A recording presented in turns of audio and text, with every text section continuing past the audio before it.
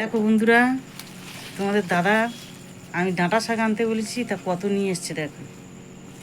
এত নিয়ে আসে দেখো, বলি ডাঁটা শাক নিয়ে আসবে, নিয়ে এলে খাবো। দেখো কত ডাঁটা শাক নিয়ে এসছে, আর কি মোটা মোটা শাকটা দেখো, দেখলে খেতে ইচ্ছা করে। তবে অনেক নিয়েছে, প্রচুর নিয়েছে।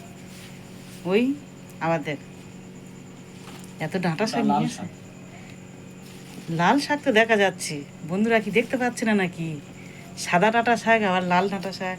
তোমার তো এক আনতে বলেছি আর এক নিয়েছি। মা এগুলো মাছের ঝোল দিয়ে খেলে ভালো লাগবে। ধরে নিয়ে আসতে বলে বেঁধে নিয়ে আসবে, জানো বন্ধুরা। আমি বলেছি চিংড়ি মাছ দিয়ে চচ্চড়ি করবে, এখন কাঁঠালের দানা, কাঁঠালের দানা দিয়ে আর এই চিংড়ি টিংড়ি দিয়ে চচ্চড়ি করবে, নিয়ে আসবে। তা দেখো আনতে বলেছি একটুখানি, এক বান্ডিল নিয়ে এসছে, 2 বান্ডিল। তবে আমার এই সাদা ডাঁটাটা কিন্তু হেভি পছন্দ। কত বড় ডাঁটা দেখো, সাদা ডাঁটা, বুঝতে পারছো? এক মানুষ পুরো একদম। মাছের ঝোল দিয়েও রাঁধলে ভালো লাগবে।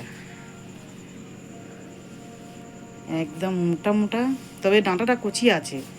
মোটা হলে কি হবে, শক্ত হয়নি, এখন লাল লাল করতে আছে। লাল ডাঁটাটাও মোটা, ইয়ে কচি আছে না?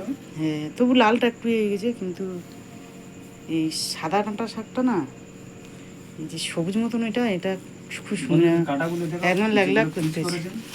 এই ফ্রিজের ভেতর রাখবো, ঢুকবে না বলে পুরো পিচ করে করে কেটে নিচ্ছি ছোট ছোট করে।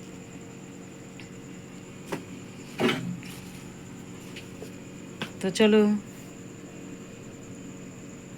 আমার শাকগুলো কেমন লাগলো একটু কমেন্টে জানাবে। টাটা।